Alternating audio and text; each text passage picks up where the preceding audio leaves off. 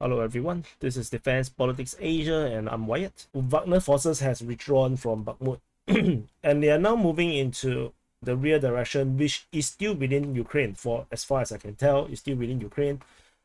So the interesting is that they are the facilities is all dug in. I mean, it's not on the surface. So what it helps is that I think if it got HIMARS strike, you got missile strike, the explosion that will go sideways is not going to blow up buildings. If they are in buildings can be blown up, it can collapse very easily. But when it's dug in like this, like a semi bunker type of construction, it's much more safer. As you can see, it's not like particularly like a bunker thing. It's more like, it's just simply underground, so that protects them from shrapnels if they get into missile strikes. And if you're going to missile strike this entire camp, you're going to use a lot of missiles, so it's going to be too expensive, I think, to really launch a major missile strike on this position. I'm quite sure the Ukraine will eventually find out where exactly this place is, and they will do a missile strike. This is what I think is likely to happen. And Prigozhin goes into multiple of this bunker residential thingy, where he actually visits and take a look at how their forces sleep, where they sleep, what's the facilities is given to them. Everything is made from wood, so it must be quite a bit of work. You can see that everything is pretty well built, so it does shows that they have already been preparing for this withdrawal from the front line for quite some time already. The wood, based on the colors and everything, this facility is definitely pretty new. You can agree, right? It does looks very new. The benches are quite dirty, they probably step on it quite a bit, but you can see that the wood is actually all quite new. So this must be built pretty recently, but it's still going to take some time to build this thing. So I think they really have been preparing for this for some time. That means the withdrawal, the eventual end of hostilities at Bakhmut is already preempt. They're already prepared, they probably already known. So this looks like an office, probably for the officers.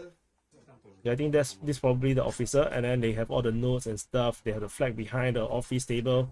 Everything is wood, looks very dangerous. Hope they buff it well. Maybe you get splinters and cut yourself. There will be no amount of muscles is going to help you from that. I also, just nice, I'm also wearing my army shirt. This is my army shirt. Other stuff, Budweiser, this is part of US politics. Budweiser collaborated with Harley Davidson, the motorcycle brand, and so now Harley Davidson now is now tainted. Now all riders, everyone who rides the Harley Davidson motorcycle has light butts. Their butts are now very light. Do you have heavy butt or light butt? It's very funny. You can see the poll. I did this poll on Twitter as well. The funny thing about the poll is that most of the people say that they have no butts. They have no butts. Yeah. Then there are some saying heavy butts. There are some saying they are light butts, which is quite funny. You see the one here is the same. If you look at the voting, so something I realized is that the voting trends between DPA's Telegram and Twitter is very, very similar. So yeah, but it's like 16.9, 13%, 28 to 29.7. It's very close. It's very, very close. So the community pretty much have no butts. Yeah, pretty much have no butts. That's so funny. And so another big news is the appearance of Zaluzhny. So Zaluzhny is over here, as you can see. He's now they just launched this new patrol boat, which is probably meant for river protection of rivers, and so he's shown to be really healthy. He looks perfectly fine. So this actually invalidated the claims that he was badly injured in a missile strike. So yeah, so that's that. This is a very pretty patrol boat. Yeah, so this actually causes the downgrading of the Joker DPR, the hacker group, the Russian hacker group. Unfortunately, this with this invalidated, in my mind they are already downgraded. So I will start to be very wary of the things that they say, but it's not enough for me to invalidate them entirely as a source. But it hugely damaged their reputation because they had been so accurate and so credible for so long. So suddenly they have something like this. It's just quite bad. The other news is actually the arrival of Ivan Khurs on the port of Sevastopol. So they were attacked by 3 suicide drones, and then now they returned, and they made it a point to bring in the bands, bring in the camera crews, and then they even do an interview with the admiral. So what's important about it's totally unscuffed. The entire ship is not damaged at all. There's probably not even a scratch. So that's very awkward, I would say. So there is this also this case on iEarlGrey. iEarlGrey reportedly disappeared, from the front line. It was then shared by John Mark Dogan regarding this issue.